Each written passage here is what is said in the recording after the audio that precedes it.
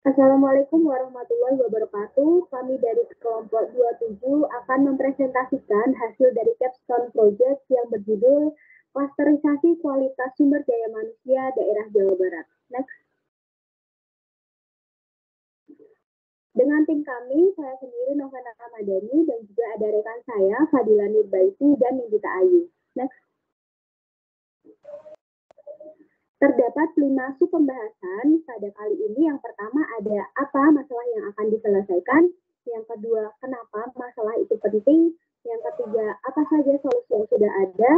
Next. Yang keempat, apa saja solusi yang diusulkan. Dan yang terakhir, mengapa solusi yang diusulkan efektif dan efisien. Untuk selanjutnya akan dibacakan oleh rekan saya. Baik, terima kasih Noven. Selanjutnya di sini ada latar belakang permasalahan yang dimana di sini pembangunan manusia di Indonesia dari tahun ke tahun terus mengalami kemajuan. Di sini tak terkecuali wilayah provinsi yang berada di Pulau Jawa yang secara umum selalu memperlihatkan tren meningkat secara linear. Salah satunya adalah Provinsi Jawa Barat yang secara administratif terbagi menjadi 18 kabupaten dan 9 kota, yang dimana skor indeks pembangunan manusia Jawa Barat tidak terlalu berbeda jika dibandingkan dengan indeks pembangunan manusia secara nasional.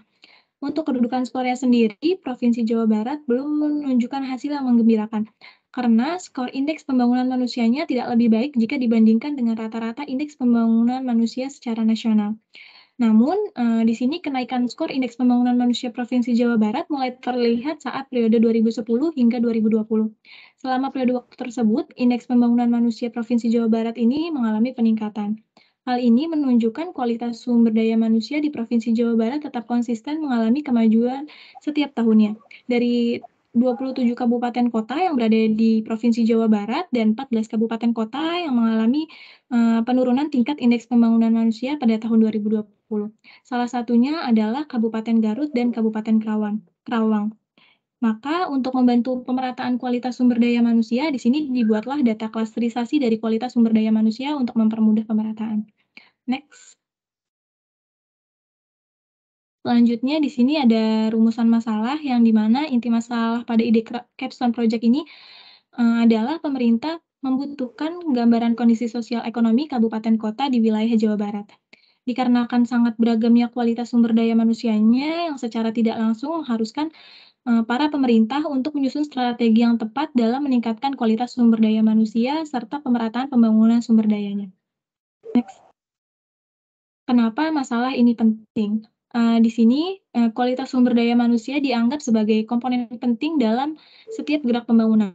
Kualitas sumber daya manusia dapat mempengaruhi kualitas output yang akan dihasilkan nantinya.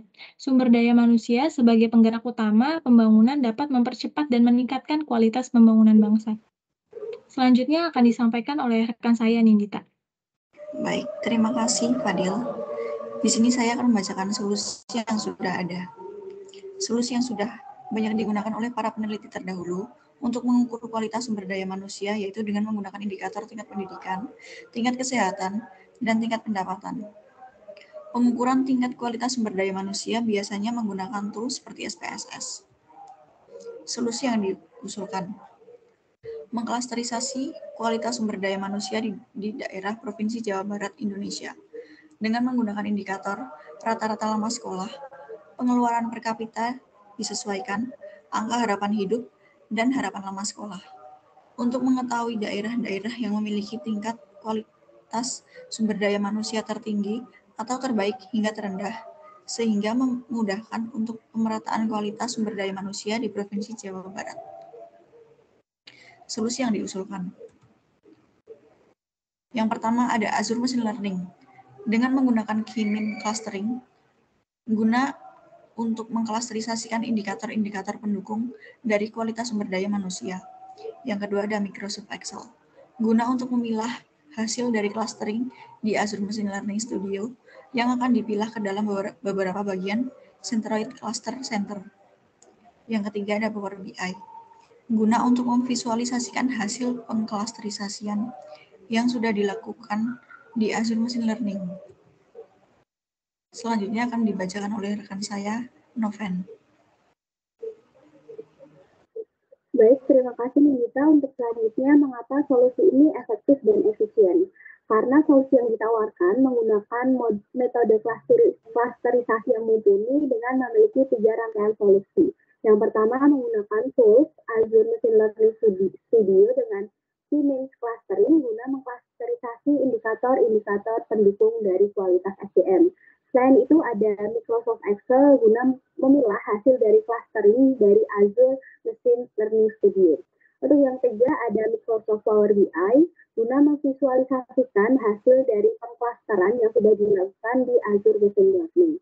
Sehingga dengan beberapa tools yang digunakan, solusi yang ditawarkan dapat efektif dan efisien untuk menguji kualitas sumber daya manusia di Provinsi Jawa Barat. Next, sekian presentasi dari kelompok 27, ada salah katanya mohon maaf. Wassalamualaikum warahmatullahi wabarakatuh.